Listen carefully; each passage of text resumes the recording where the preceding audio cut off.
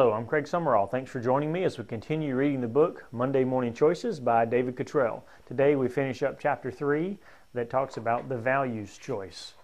It matters whom we hang with.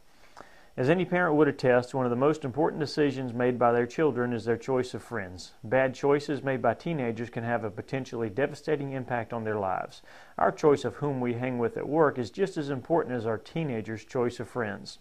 How important is it to identify and choose our enemies, avoiding the corrupting influence of those who do not respect or hold our values? Here's a story to illustrate the answer. Centuries ago, the slave Aesop penned a fable about a mouse who always lived on the land. By an unlucky chance, this mouse formed an intimate acquaintance with a frog who, for the most part, lived in the water. One day, the frog was intent on mischief. He tied the foot of the mouse tightly to his own. While they were thus joined together, the frog led his friend the mouse to the meadow where they usually searched for food. Gradually, the frog led the mouse toward the pond in which he lived. Then, upon reaching the banks of the water, the frog suddenly jumped in, dragging the mouse with him. Enjoying the water immensely, the frog swam, croaking about, as if he had done a good deed. The unhappy mouse soon sputtered and drowned. His poor dead body floated on the surface. A hawk observed the floating mouse from the sky and dived down and grabbed it with his talons, carrying it back to his nest. The frog, still fastened to the leg of the mouse, was also carried off a prisoner and was eaten by the hawk. The moral: it is important to choose wisely who you associate with. The wrong person will lead you down the wrong path or into the wrong pond. Unfortunately, those of us not equipped to swim will inevitably drown.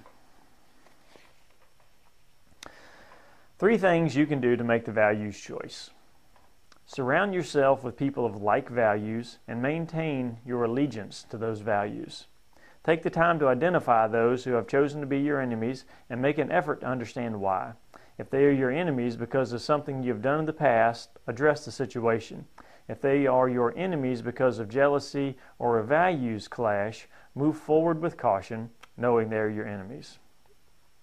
Understand that you cannot please all the people all the time, and accept that differences in values will automatically make some people your friends and others your enemies. The biggest note for me to take away from this chapter is that your values are an integral part of you as a person, and they also influence those around you. So make the right value choice in your life. Thanks for watching, and see you next week.